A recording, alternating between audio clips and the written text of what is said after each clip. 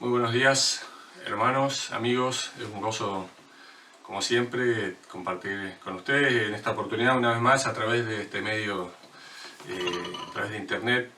Tenemos la posibilidad de compartir la palabra de Dios, de meditar en ella.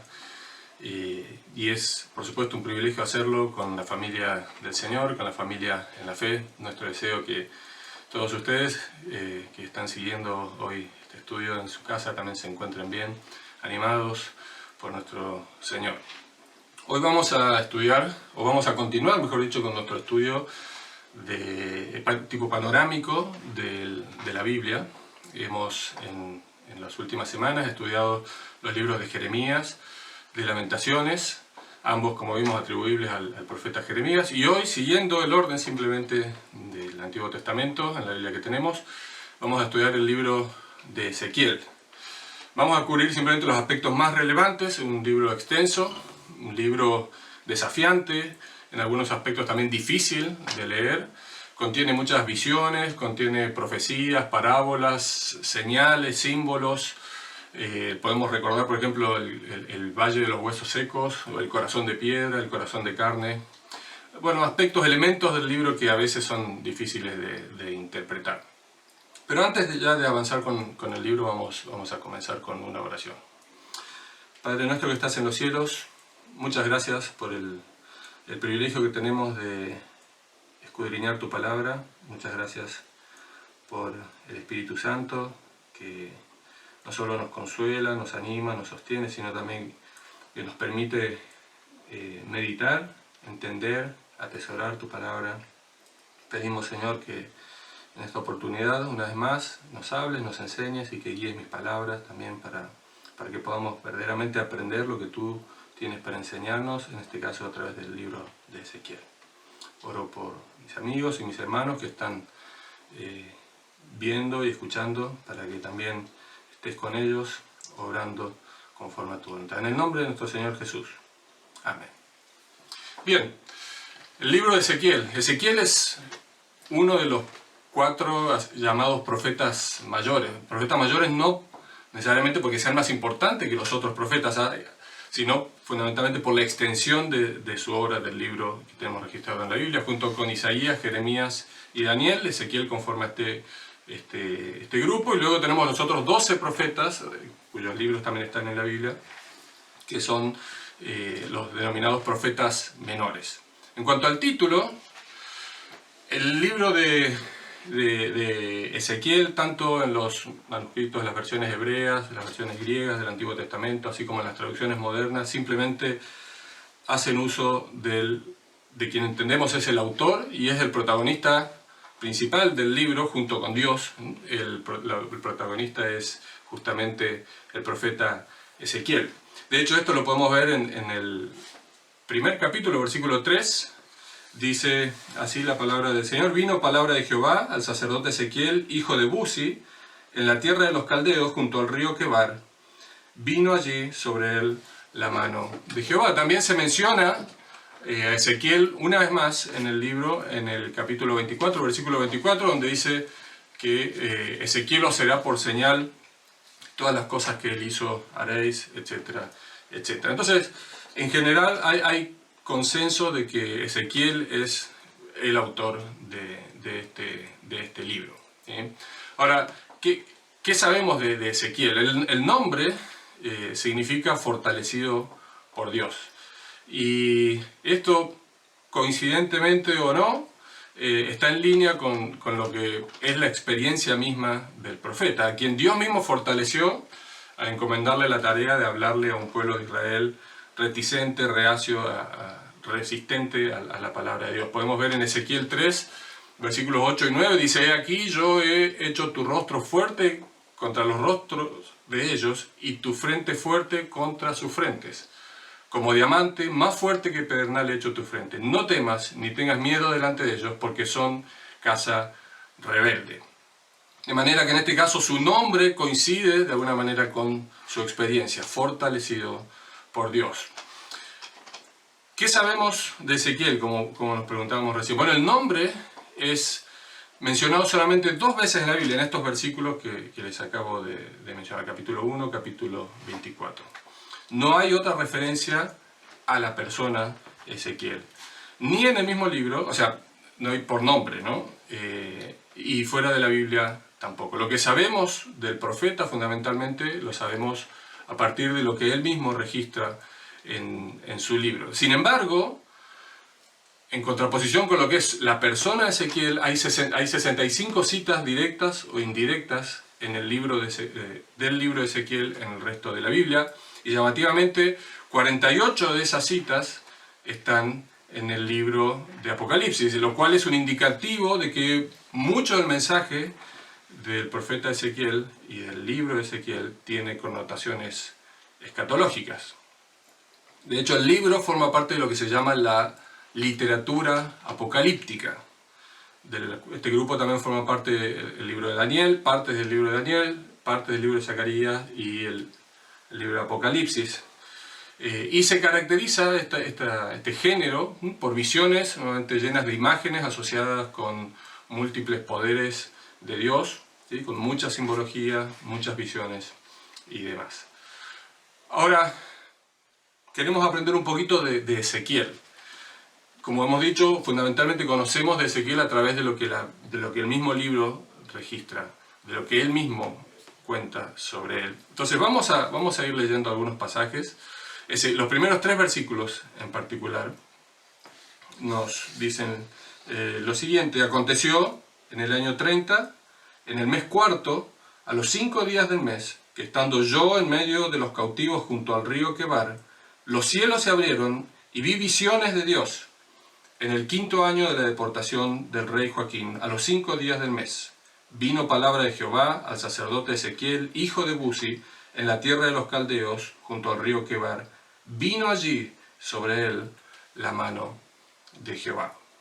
Bien interesante, el libro comienza y nos da mucha información, con mucha precisión, sobre el autor, sobre las circunstancias, sobre el lugar donde está y demás. Entonces, ¿qué podemos aprender? Entre otras cosas, en primer lugar es hijo de Buzi.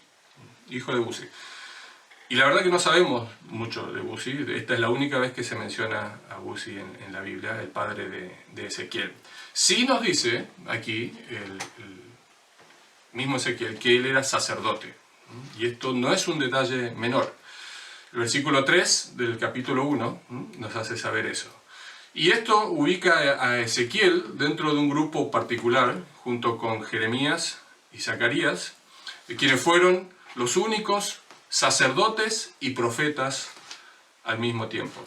Todos ellos, y estos 3 sacerdotes profetas, ejercieron su ministerio durante el exilio o después del exilio. Y esto es un aspecto importante, el hecho de que él fuera sacerdote, porque explica en gran parte, en gran medida, el énfasis que pone Ezequiel en el templo en Jerusalén, en la gloria de Dios, en la conducta de los sacerdotes en Jerusalén, y en otro templo que es descrito, que podemos entender quizás que es el futuro templo de Dios, o un futuro templo de Dios seguro desde la perspectiva del profeta Ezequiel.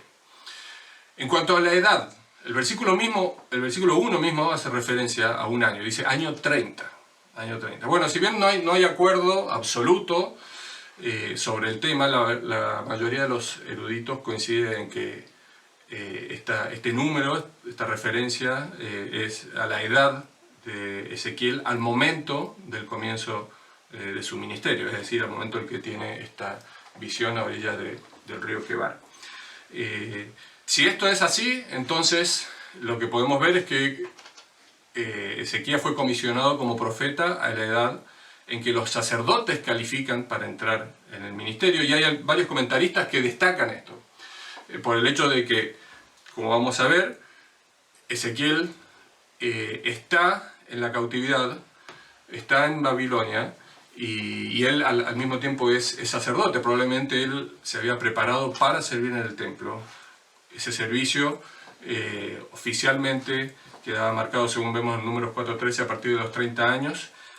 Él ya está lejos, por supuesto, del templo, no tiene la oportunidad de servir ahí, pero sin embargo Dios lo llama a esa misma edad para comenzar su ministerio. Ahora, Esto nos lleva, esta discusión respecto de la edad, de qué significan estos 30 años, nos lleva a notar un punto importante, muy destacable del libro de Ezequiel, que es la precisión con la que se describen las fechas.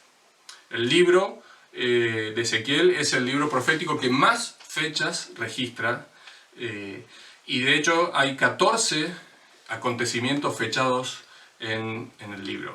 13 de estos 14 acontecimientos tienen fechas bien precisas. 12 de ellos corresponden a revelaciones, y una de las fechas bien especificada corresponde a la llegada del mensajero que viene desde Jerusalén reportando la caída y la destrucción final de Jerusalén en Ezequiel 33, 21. Ahora, es importante esto porque otros libros, Jeremías, por ejemplo, Isaías, a veces se complica la lectura por el hecho de que la cronología no está clara, no está claro cuándo comienza un oráculo, cuándo empieza otro, cuándo comienza un evento, cuándo termina. Y a veces las fechas van y vuelven cronológicamente. En este caso es mucho más fácil, prácticamente todas las profecías están ordenadas cronológicamente. El libro empieza con la profecía del quinto año, en el momento en el quinto año de la deportación, desde la deportación a los 5 días, versículo 2 del capítulo 1, y termina el libro haciendo referencia al mensaje dado del año 25 de nuestro cautiverio, dice aquí Ezequiel. Al principio del año, a los 10 días del mes, a los 14 años después de que la ciudad fue conquistada. Fíjense todos los detalles que da para especificar una fecha de manera tal que no haya duda del momento preciso en el cual estos acontecimientos tienen lugar. Hay dos excepciones. Las profecías del capítulo 29 no están ordenadas cronológicamente, sino que más bien por temas. Son parte de algunas profecías que se profieren en contra de Egipto, que van desde el capítulo 29 al capítulo 32. Ahora, en cuanto al ministerio entonces de Ezequiel, vemos que empezó, como dice el versículo 1, en el mes cuarto, a los 5 días del mes. Y luego dice 5 días del mes del quinto año de la deportación del rey Joaquín. ¿Qué sabemos aquí? Bueno, Joaquín fue capturado por Nabucodonosor y deportado a Babilonia, evidentemente 5 años antes, junto a unos 10.000 judíos de clase media y alta. Esto ocurrió en el año 597 a.C. y esto está bien registrado en 2 Reyes 24, versículos 11 al 18. Lo que entendemos es que en ese grupo de 10.000 nobles, vamos a decir así, judíos, está Ezequiel, quien, si hacemos un poquito las cuentas, nos daría que tendría 26 años aproximadamente en ese momento, en el momento de la deportación, momento en que él sale de Jerusalén y es trasladado hacia Babilonia. El quinto año del exilio de Joaquín fue entonces el año 593 y el cuarto mes fue el mes de Tamuz. Según los cálculos de algunos autores, esto entonces nos lleva a pensar que Ezequiel inicia su ministerio el 31 de julio del año 593 a.C.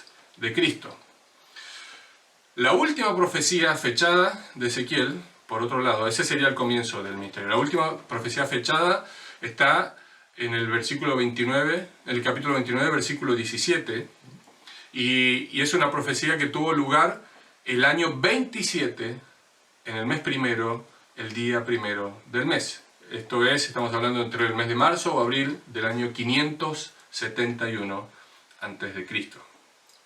Entonces todo esto nos lleva a pensar que la actividad ministerial de Ezequiel se extendió por lo menos por 22 años. Es decir, desde el año 593 hasta el año 571 a.C. o desde los 30 años de edad hasta al menos los 52 años. Por lo menos ese es el periodo que está registrado en su libro. No sabemos si el ministerio se extendió más allá de lo que queda registrado aquí.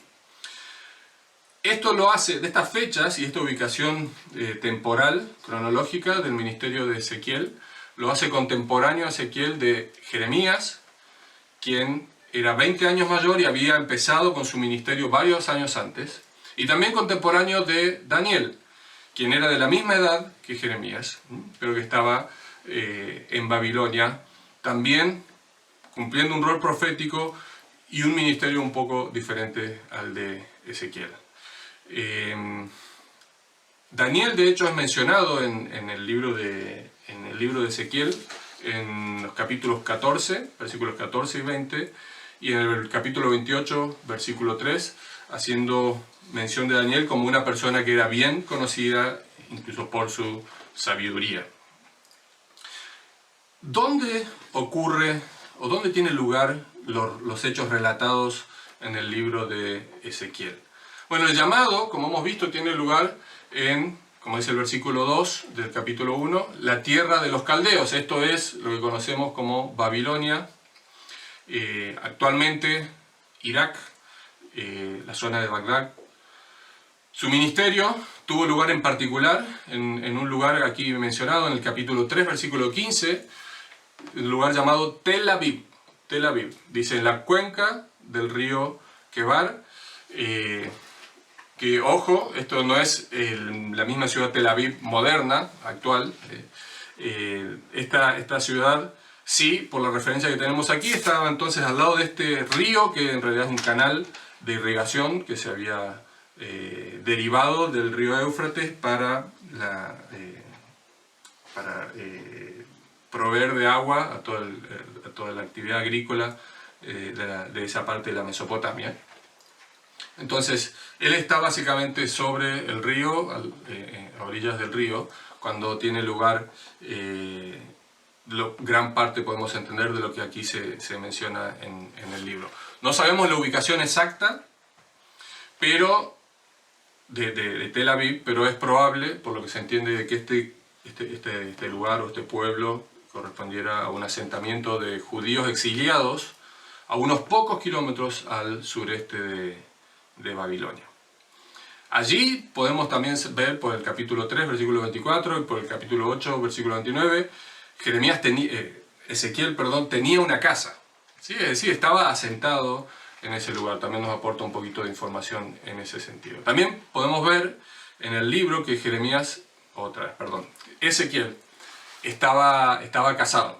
¿Sí? El capítulo 24 hace mención a la esposa de Ezequiel, y de hecho el versículo 15 del capítulo 24 la menciona como el deleite de sus ojos, el deleite de los ojos de Ezequiel. Y luego, unos versículos más adelante, Ezequiel describe la muerte de su esposa en el exilio, a edad joven, claramente, un hecho que sin duda fue significativo para la vida de Ezequiel, y que, como vemos, también Dios lo usa como parte de su ministerio. Lo vamos a ver un poquito más adelante. ¿Qué sabemos de la muerte de Ezequiel? Bueno, la verdad que el libro no menciona nada. La tradición rabínica sí sugiere que ocurrió en el año 560 a.C. No tenemos prueba de esto, pero es lo que la tradición más o menos indica, y que la muerte habría tenido lugar a manos de un príncipe israelita cuya idolatría habría sido confrontada por Ezequiel.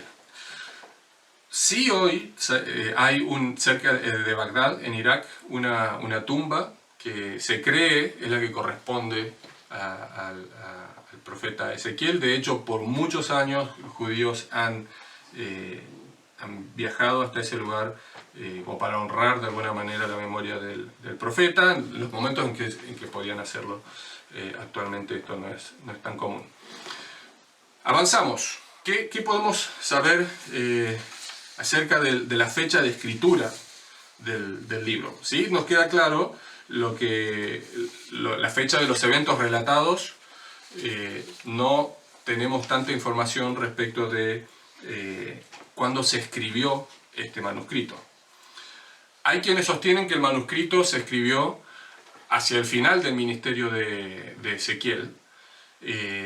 Y por otro lado, John MacArthur simplemente especifica el intervalo de tiempo cubierto por el ministerio de Ezequiel. Más o menos estos 22 años, MacArthur asume que durante ese momento, durante ese periodo, se escribe el manuscrito. Ahora, sea una u otra, sea que el manuscrito se fue escribiendo a medida que iban pasando estos acontecimientos, iban teniendo lugar, o sea que Ezequiel compiló todo esto y luego ordenó el material y lo escribe hacia el final de su vida. De todas maneras, lo que entendemos es que Ezequiel permaneció en el mismo lugar. Su audiencia, vamos a ver que cambió un poco, pero fundamentalmente seguía siendo la misma. Las circunstancias en general no habían cambiado para la gente que estaba ahí, de manera tal que, y por otro lado, los acontecimientos a los que se refieren son los mismos de la vida de Ezequiel. De manera tal que no habría diferencia entre quienes fueron oidores o quienes fueron testigos presenciales del ministerio de Ezequiel, con respecto a quienes habrían recibido el libro o habrían leído esto directamente de lo escrito por el profeta Ezequiel. Eso es un elemento importante porque nos permite entonces conectar lo que nosotros entendemos son los propósitos de los acontecimientos con el propósito que está teniendo Ezequiel al escribir esto en un libro. Algo muy importante, dado que tenemos tanta información respecto de las fechas, algo muy importante es atender al contexto histórico. ¿Qué es lo que estaba sucediendo? ¿Qué es lo que está sucediendo a nivel un poquito más general y a nivel particular en el entorno cercano de Ezequiel? Entonces vamos a mencionar algunos aspectos que tienen que ver con la historia y con este contexto histórico, que la verdad que cuando uno se adentra en estos aspectos en particular del Antiguo Testamento son apasionantes, muy recomendables. En el caso del libro de Ezequiel es lindo porque tenemos, como les decía, las fechas bien registradas, pero además uno puede cruzar estas fechas con otra evidencia bíblica y otra evidencia extra bíblica también, como para armar el panorama completo. Entonces, en primer lugar, con respecto al reino en Israel, ¿qué es lo que podemos saber? Lo que ya sabemos y que es importante recordar, el Reino Unido duró unos 114 años aproximadamente, entre el año 1043 y 931 a.C., y cubre el reinado de Saúl, el reinado de David y el reinado de Salomón. Luego viene el periodo del reino dividido, ¿sí? ¿Se acuerdan? Israel en el norte, Judá en el sur. Este periodo de reino dividido se extiende desde el año 931 hasta el año 721 a.C., más o menos. ¿Cuándo se interrumpe este periodo de reino dividido con dos reinos plenamente funcionales? Bueno, el año en que el reino del norte, Israel, cae en manos de Asiria. Esto es lo que ocurre en el año 722 aproximadamente. Queda el reino en el sur, el reino de Judá, aproximadamente unos 135 años más. Y finalmente cae en manos de Babilonia en el periodo que va entre el año 605 y el año 586 a.C. Vamos a ver un poquito más de detalle de esto. Es importante entender también el contexto del imperio babilónico y el surgimiento de Babilonia como una potencia y el lugar que ocupa Babilonia en este momento particular de la historia. Recordemos que Ezequiel está en Babilonia.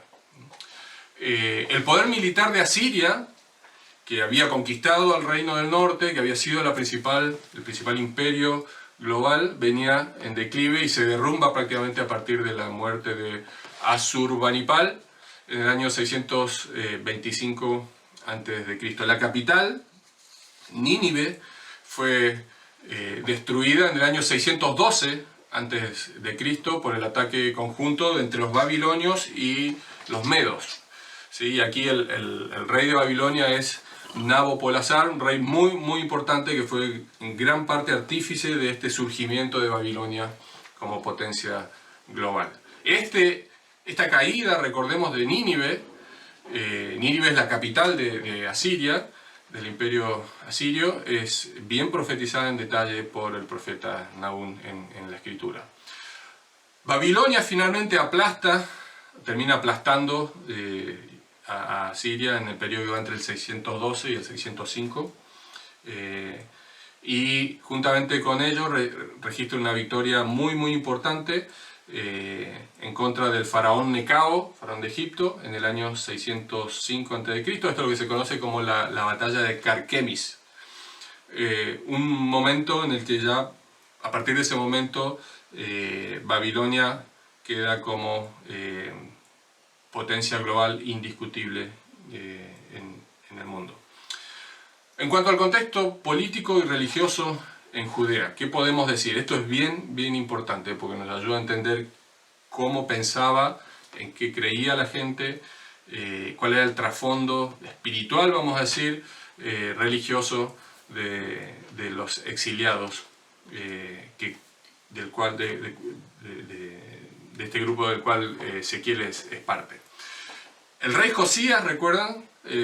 Un rey bueno, entre comillas, de este rey que la Biblia declara que temía a Dios, que se conducía de acuerdo a la palabra de Dios, fue justo. Él reinó entre el año 640 y 609 a.C. Recordemos que él entra recibe el reinado a los 8 años. Y luego, ¿se acuerdan de este episodio en el cual encuentran el libro de la ley? El episodio está registrado en 2 de Reyes 22, 8 al 10. Luego de este episodio, Josías es animado e instituye una serie de reformas muy significativas, ¿sí? Derriba los lugares altos, hace muchas reformas religiosas fundamentalmente. Tenemos toda la crónica de esto en 2 de Crónicas capítulo 34. Lo que entendemos es que, según el cálculo que hacemos de fechas, es que Ezequiel precisamente nace en el reinado de Josías, aproximadamente en el año 623 a.C., y que él habría sido entonces testigo de estas reformas importantes que hizo Josías en Jerusalén y en el reino de Judea. Ahora, lo que también nos muestra la historia es que a pesar de su esfuerzo, a pesar del gran esfuerzo que hizo Josías, a pesar de todos los cambios que se instituyeron en ese periodo, la idolatría estaba arraigada en el corazón de los judíos, a tal manera que da la impresión, cuando uno mira la historia, de que este despertar espiritual que tuvo lugar en el pueblo judío fue relativamente superficial. Y esto lo vemos fundamentalmente por el hecho de que luego de la muerte de Josías a manos de los egipcios en la batalla de Megido, año 609 a.C., los judíos nuevamente terminan hundiéndose en el pecado, fundamentalmente guiados y liderados por una serie de reyes que realmente deshonraron a Dios de forma tremenda. Joacás reina solo 3 meses y es depuesto por el faraón Necao en el año 609 y llevado cautivo a Egipto. Y luego Necao, entonces, en lugar de Joacás, nombra a Joacín como rey, que termina siendo un vasallo básicamente de Egipto. Joacín está alineado, es tributario, paga tributos, o sea, el pueblo judío tiene que pagar tributos a Egipto, hasta la caída de Egipto ante Babilonia en Carquemis, año 605, que ya mencionamos. En ese momento, entonces, Joacín termina siendo leal, o gira y se vuelve leal a Nabucodonosor. Ahora, en el año 601, 4 años después, más o menos 4 o 5 años después, Joacín vuelve a aliarse con los egipcios, lo cual motiva una nueva invasión por parte de Nabucodonosor en el año 598. Y ahí también termina el reinado de Joacín. Luego viene Joaquín, que reina por 3 meses. Comienza en diciembre del año 598, y a principios del año 597 es deportado a Babilonia.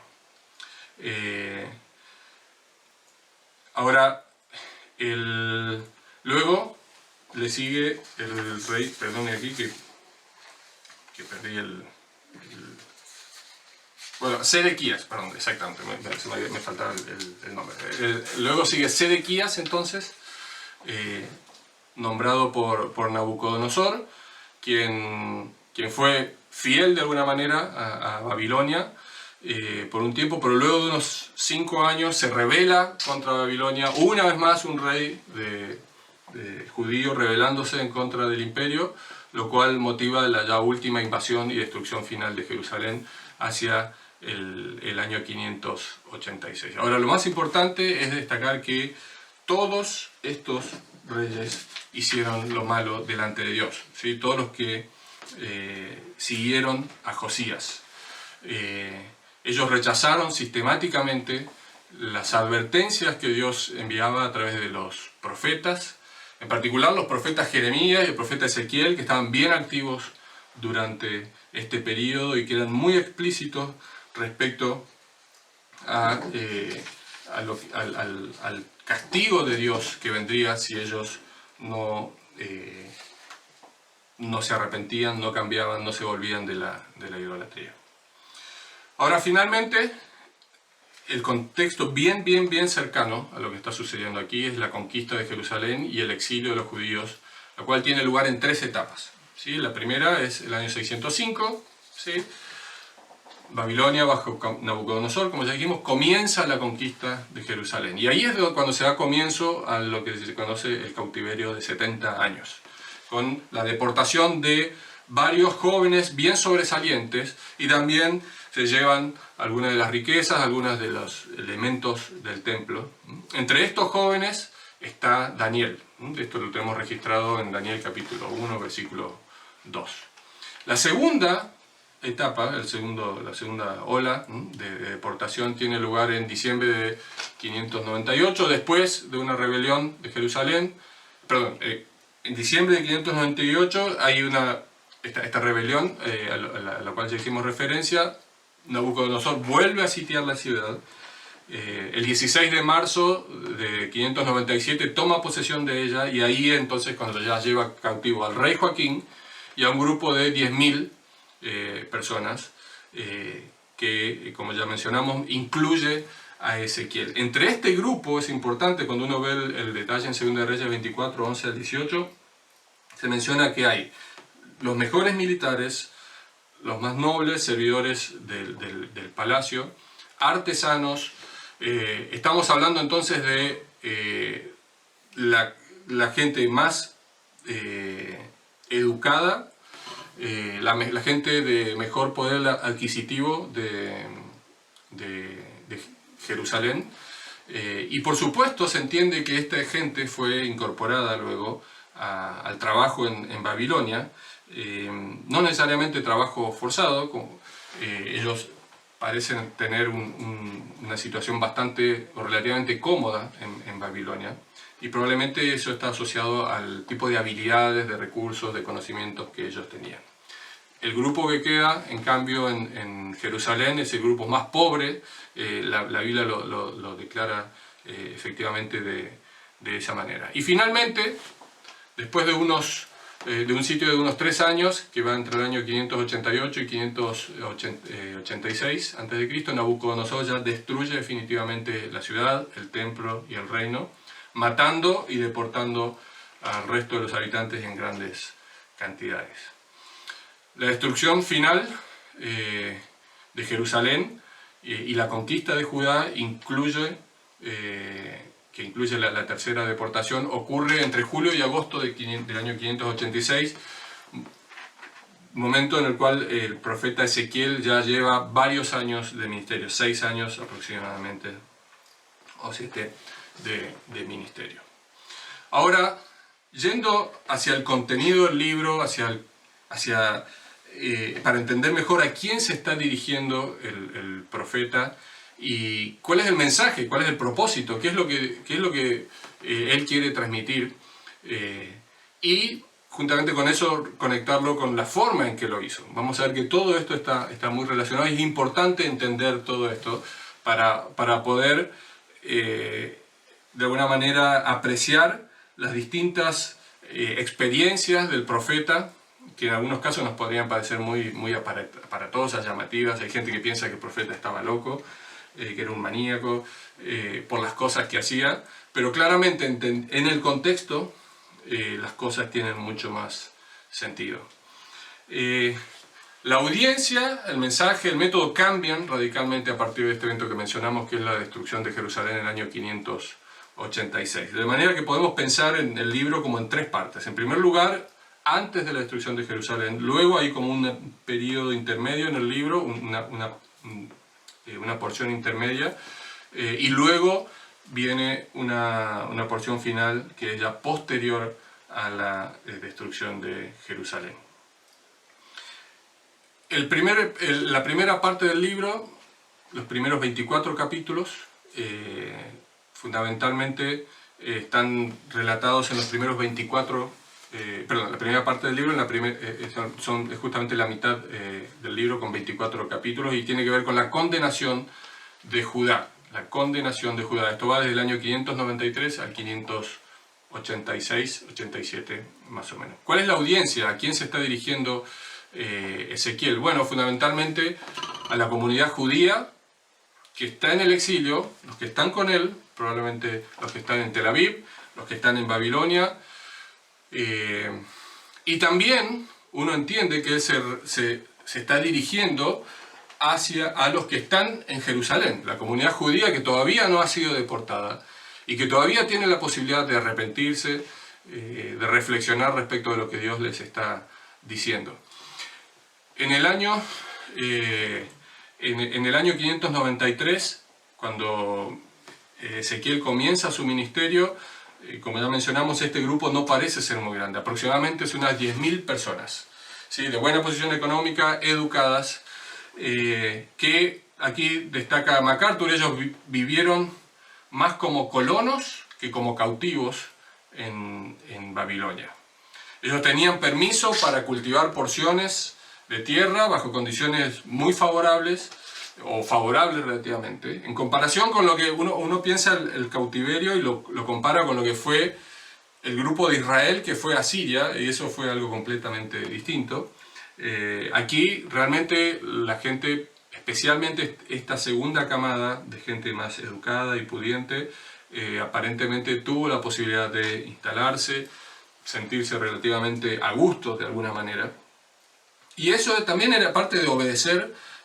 Recordemos profeta Jeremías en el capítulo 29, Dios manda a que ellos se instalen, que se casen, que trabajen, que tengan sus casas, que tengan su lugar, porque iban a pasar 70 años. ¿Sí? El profeta ya está advirtiendo, Dios a través del profeta les está dejando claro que van a pasar 70 años, no van a volver antes a Jerusalén. Ahora, si bien ellos de alguna manera estaban cómodos, no era una esclavitud terrible, al mismo tiempo estaban influenciados por falsos profetas que engañaban al pueblo con promesas de un regreso pronto a Judá. Tenemos varias referencias ahí, por ejemplo el capítulo 13, versículo 3, capítulo 13, versículo 16, en Jeremías 29 también hace referencia a eso y diciendo, ojo, cuidado con estos falsos profetas que dicen que hablan en nombre de Dios. Pero que en realidad simplemente los están engañando, les están diciendo lo que ustedes quieren escuchar. Por supuesto, todo el mundo le hubiera gustado escuchar que iban a volver pronto, que no iban a haber más calamidades, que no iba a venir más juicios sobre Jerusalén. Pero Dios, como decíamos, había sido claro estaba siendo claro respecto de que el juicio iba a continuar si ellos no se arrepentían, y que no solo eso, el cautiverio iba a durar 70 años. Entonces, aquí tenemos gente que por un lado no espera que vaya a suceder algo mucho más grave, porque tienen expectativas de que van a volver pronto, como basados en estos falsos profetas, y por otro lado están bastante bien ahí, están bastante cómodos en la posición económica, social. Entonces, se vuelven muy reticentes, muy reacios a recibir el mensaje confrontativo de Ezequiel. Esa es la audiencia durante estos años. ¿Cuál es el mensaje que predica Ezequiel y el cual vemos aquí registrado en el libro? Bueno, es precisamente advertir a los judíos de la inminente destrucción de Jerusalén y llamar al pueblo al arrepentimiento. Comienza con la comisión, aquí esta parte del libro, estos primeros 24, comienza con la comisión del profeta, ¿sí? Estos primeros capítulos, algunos versículos ya leímos, y luego ya una declaración bien abierta por parte de Dios de que ella no va a dejar pasar más, no va a pasar más por alto la rebeldía de Israel. Vemos ahí referencias capítulo 2, versículo 3, capítulo 3, versículo 9, versículos 26, 27, capítulo 12, etcétera, etcétera.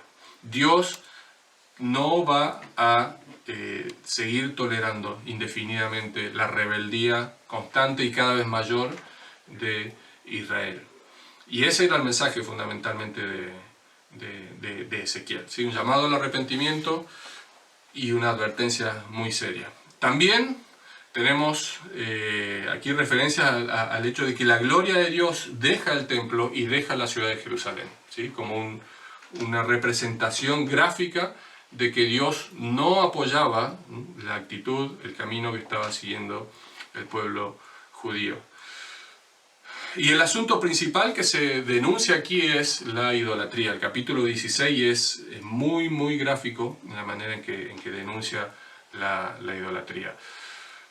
Y aquí el profeta no tiene problema en decir que los profetas son falsos, que los sacerdotes son idólatras, que el pueblo es malvado y que el pueblo es responsable de sus propios pecados y que tiene que hacerse cargo y que tiene que considerar seriamente su situación y arrepentirse, o de otra manera va a ser juzgado duramente por Dios. Y aquí Judá es presentado como una esposa infiel, una imagen muy gráfica. Cuando ustedes lean van a ver que hay muchos detalles.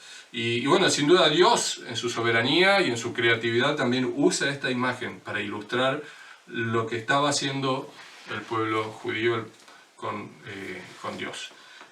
Una esposa infiel, pero que va a ser juzgada por eso. Ahora, entonces aquí vemos a un profeta que tiene un mensaje duro para dar y vemos una audiencia muy reticente, está cómoda, no le llama la atención, no le interesa mucho escuchar esto. Y eso nos ayuda a entender entonces en gran medida el método utilizado por el profeta para presentar el mensaje. Las visiones y la diferencia las visiones y el tipo de visiones que Dios revela a Ezequiel también hacen que, bueno, él tenga que apelar a métodos quizás no convencionales para presentar su mensaje. Entonces tenemos esta combinación de elementos. Por un lado, el tipo de cosas que Dios le está revelando. Por otro lado, la actitud del pueblo reacia, reticente. De manera tal que Ezequiel tiene que de alguna manera llamar la atención. Y ofrece distintas experiencias, lleva a cabo distintas acciones, en todos casos instruidos por Dios. Pero fundamentalmente para llamar la atención y de manera tal que sea didáctico, sea un ejercicio didáctico de enseñanza para los cautivos, en este caso en Babilonia, y también, por supuesto, para los que leyeran en Jerusalén.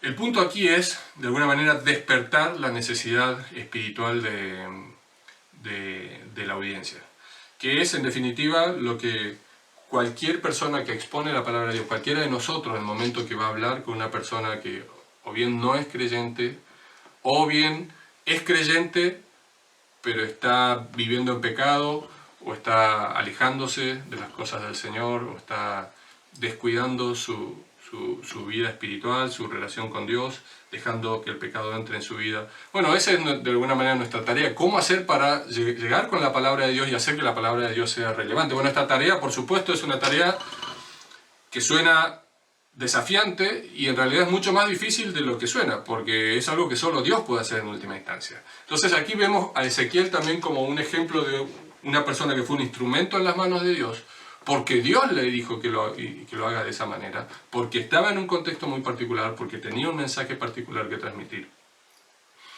Es difícil, sin embargo, de aquí sacar doctrina en cuanto a cómo nosotros podríamos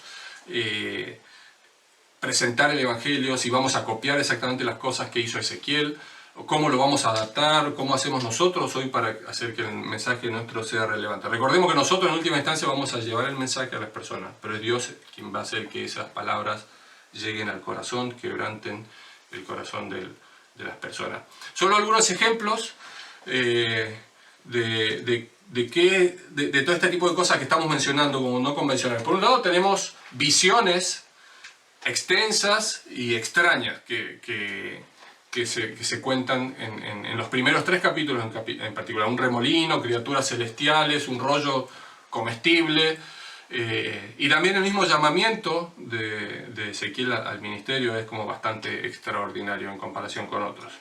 Pero por otro lado tenemos también a partir del capítulo 23, del capítulo 3, perdón, una serie de experiencias muy interesantes que Ezequiel va desarrollando, o acciones que él va va haciendo en respuesta a lo que Dios le está pidiendo. Por ejemplo, estuvo encerrado, atado, mudo, todo con un propósito, ¿sí? de transmitir un mensaje, de llamar la atención, de hacer un punto en particular o un mensaje en particular. Usó un ladrillo de adobe, una tablilla de adobe, una plancha de hierro también, para hacer una maqueta, una serie de cuestiones que Dios ahí le estaba pidiendo. Es una interesante que tuvo que rescotarse 430 días, estuvo recostado. 390 días de un lado, 40 días del otro lado. Eso lo vemos en el capítulo 4, versículos 4 al 8. Tuvo que cocinar, comer comida inmunda. Al final termina cocinando sobre estiércol de bueyes. Algo que, imagínense, para una persona, un sacerdote temeroso de Dios, era claramente chocante para él y para la gente que lo veía también. Tuvo que rasurarse la cabeza, rasurarse la barba con un cuchillo, capítulo 5. Tuvo que empacar, hacer como que sale de viaje, escarbar, abrir una brecha en un muro en Jerusalén, capítulo 12. Tuvo que comer su pan, en un momento se le manda a comer su pan con temblor y beber con estremecimiento, como para representar algo o transmitir un mensaje. Afiló una espada, se golpeó en la mano, capítulo 21, retrató a Israel con el horno fundidor, tuvo que cocinar en una olla con comida. Uno de los más llamativos es el del capítulo 24, que tiene que ver con la muerte de la esposa de Ezequiel. Ella que era, como habíamos visto, una persona que claramente Ezequiel amaba, y Dios le manda a que no llore su muerte. Dios le anuncia que ella va a morir y le manda a que no llore, que no haga duelo por la muerte de su esposa. Cosas que llamaban claramente la atención y hacían que la gente le pregunte: ¿por qué estás haciendo esto?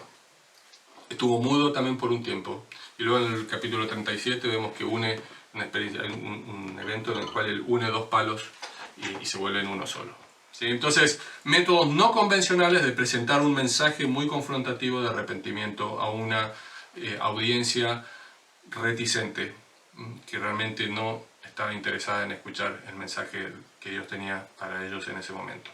La segunda parte del libro, vamos a avanzar un poquito más rápido, es la parte que habla de la retribución de Dios a las naciones. ¿En qué sentido? Bueno, Dios va a hacer que cada uno pague conforme a sus obras, y las naciones vecinas de Israel iban a pagar según sus obras. ¿Sí? Dios aquí deja claro que Él no solo gobierna los asuntos de Israel, sino que también gobierna los asuntos de todas las naciones. En realidad, esta sección va desde el capítulo 25 al capítulo 32, y el punto es que aquí el mensaje es a las naciones de Israel, vecinas de Israel: ellos no tienen motivos para gozarse con la destrucción de Jerusalén, la destrucción vergonzosa de Jerusalén, y sabemos que los pueblos de alrededor contribuyeron con los babilonios para destruir.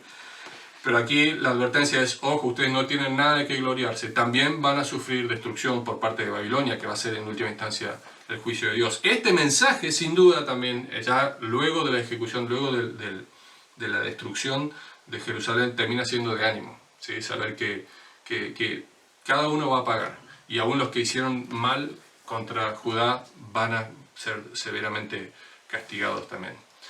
Y finalmente, la última sección es una sección que va desde el capítulo 33 al 48, una sección de lo que llamamos consolación o restauración. Hay un cambio radical en el mensaje del profeta. ¿Sí? ¿Cuál es la audiencia aquí? Bueno, la audiencia es la comunidad judía en el exilio. Ahora sí están todos. Después del año 587 se unen los pobres, desamparados, afligidos, golpeados, los sobrevivientes de la destrucción de Jerusalén. Se unen con gran tristeza, con gran frustración, con gran desánimo, habiendo sufrido, aparte, en muchos casos, las pérdidas directas de sus seres queridos, de sus hijos y demás.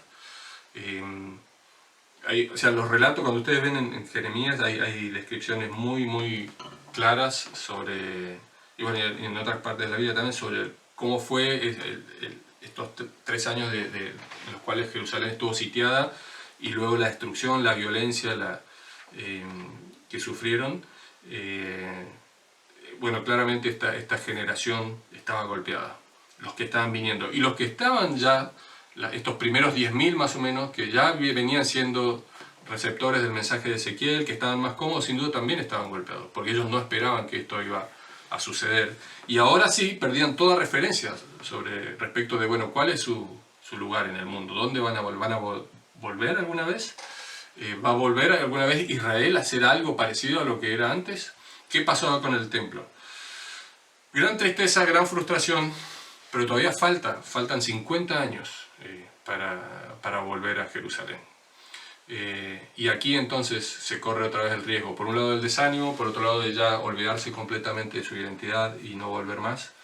Entonces el mensaje es muy importante, que es un mensaje de esperanza, de restauración futura de Israel, la promesa de un nuevo pacto y la promesa de que la presencia de Dios va a regresar al templo. Esto es muy importante, porque esto claramente mantiene la llama encendida, a pesar de que ellos no veían un panorama alentador, especialmente en esos primeros años, con posterioridad a la destrucción de Jerusalén. El mensaje es de esperanza, es de consolación, es de ánimo.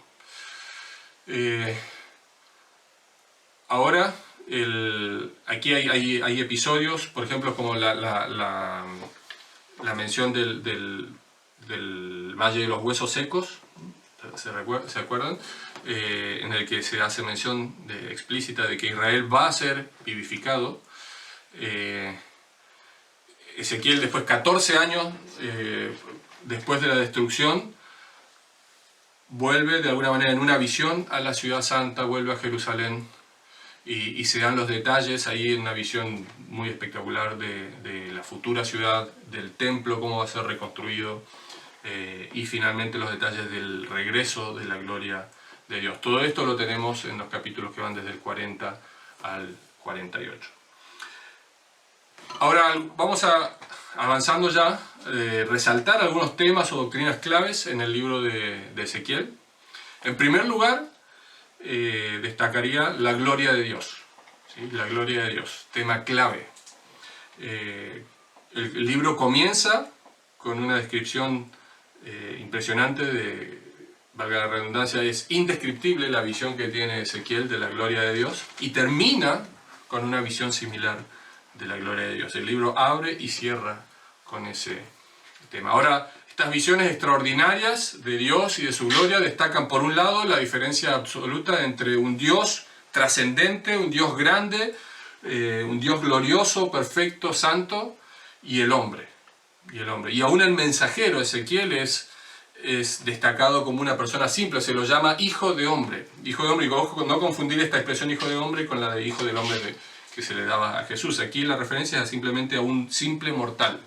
Ezequiel es denominado como un simple mortal en comparación con Dios, que es un Dios excelso, incomparable.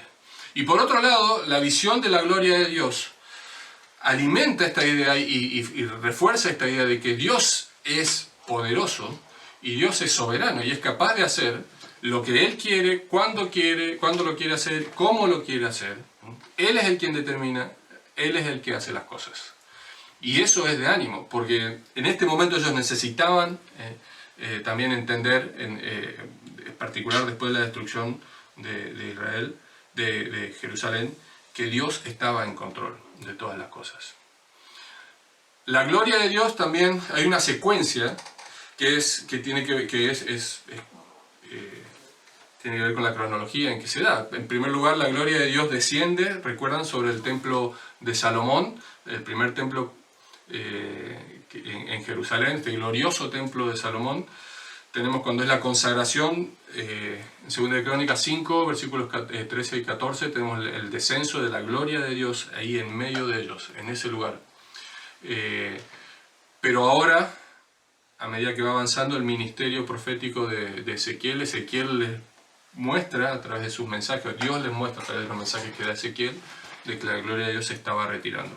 Se retira del templo y se retira eventualmente de la ciudad santa. De alguna manera, un elemento claramente significativo que está demostrando la disconformidad de Dios y la incapacidad de Dios y la intolerancia, mejor dicho, de Dios respecto de la manera en que estaba viviendo el pueblo de Israel. Ezequiel 11:23 dice: y la gloria de Jehová se elevó de en medio de la ciudad y se puso sobre el monte que está al oriente de la ciudad. Y se va.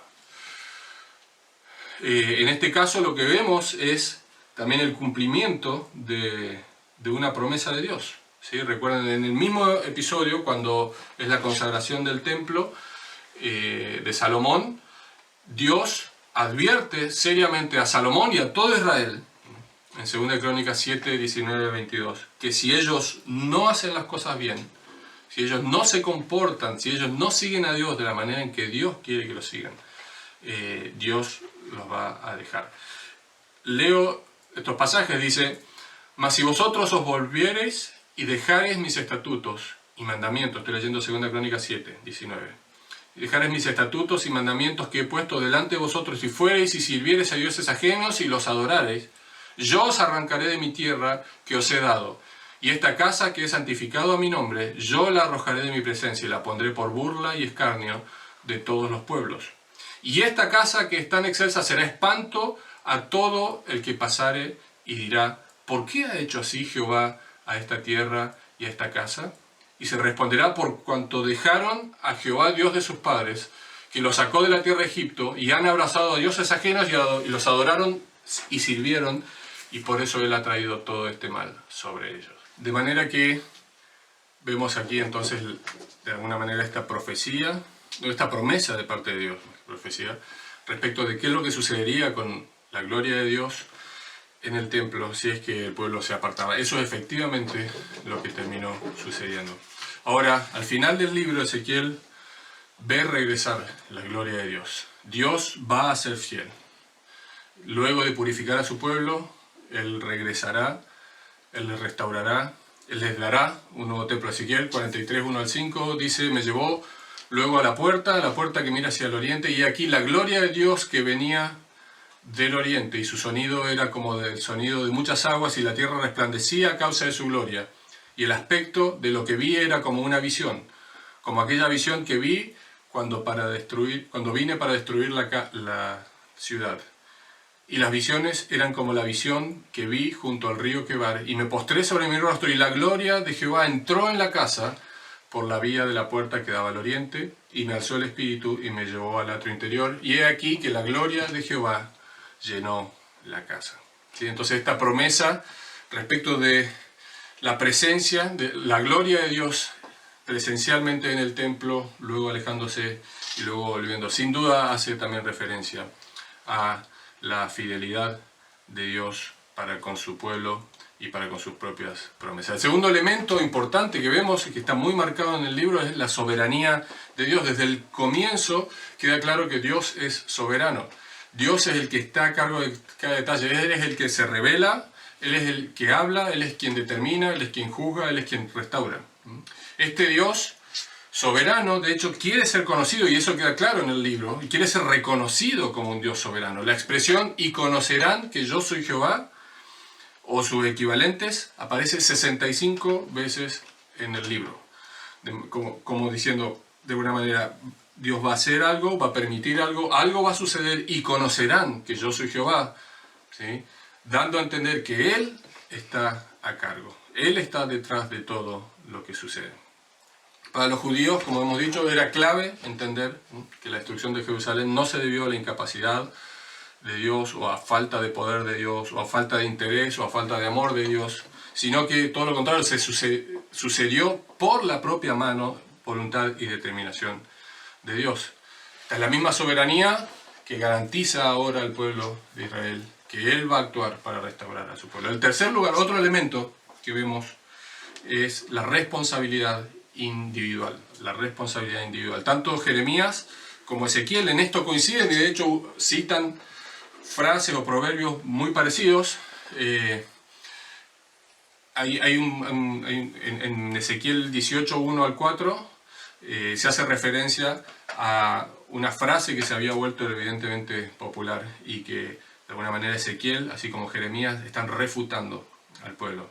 Dice así el profeta: vino a mí palabra de Jehová diciendo: ¿qué pensáis vosotros, los que usáis este refrán sobre la tierra de Israel? Que dice: los padres comieron las uvas agrias, y los dientes de los hijos tienen la dentera. Vivo yo, dice Jehová el Señor, que nunca más tendréis que usar este refrán en Israel. He aquí que todas las almas son mías, como el alma del Padre, así el alma del Hijo es mía. El alma que pecare, esa morirá. Y esa frase resume todo el punto. Cada persona va a ser juzgada por sus obras. ¿Y esto por qué es importante? Bueno, porque el pueblo a esta altura está pensando, y era común entender que lo que ellos estaban recibiendo como castigo era por el pecado de sus padres, de sus antepasados. Dios está diciendo, no, cada uno es responsable por sí mismo, cada uno va a ser juzgado por sus propios pecados.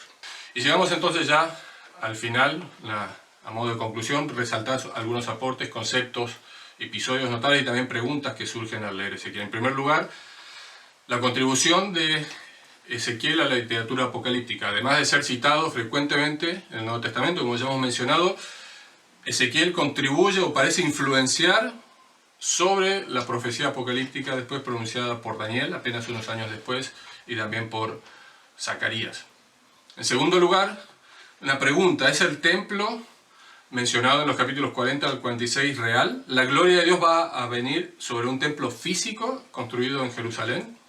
Esta pregunta surge porque la evidencia sugiere que la gloria de Dios no descendió sobre el segundo templo construido por Zorobabel al retorno del exilio, de manera tal que ese no sería el templo al cual Ezequiel se refiere. Por otro lado, según vemos en Apocalipsis 21-22, el Señor y el Cordero son su templo, haciendo referencia al templo eterno, a la gloria eterna en el cielo, lo cual da a MacArthur argumentos como para inferir que este tampoco es el templo. Entonces él dice, bueno, aquí el templo al que hace referencia Ezequiel es el templo del milenio, el templo terrenal durante el reino milenial de nuestro Señor.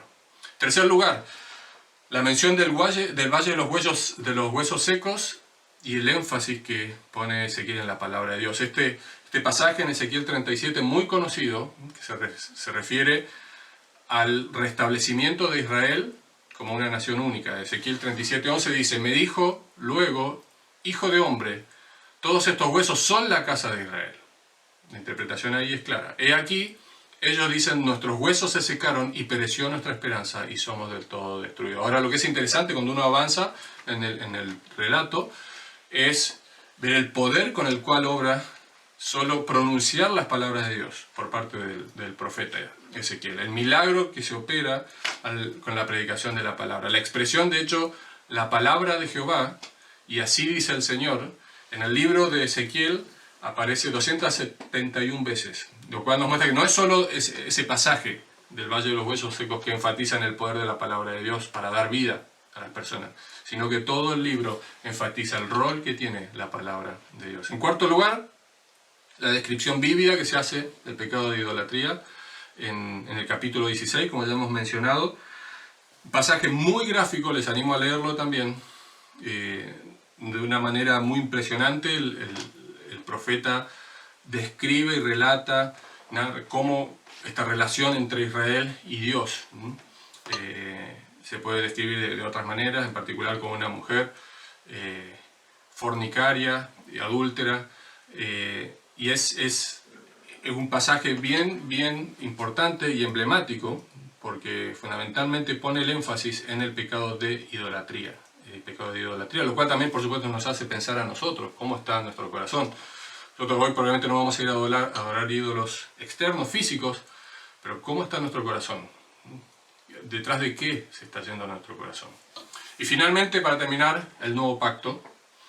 Tanto Jeremías como Ezequiel, no por casualidad, enfatizan que la restauración futura implicará un nuevo pacto, lo cual también incluye un nuevo corazón.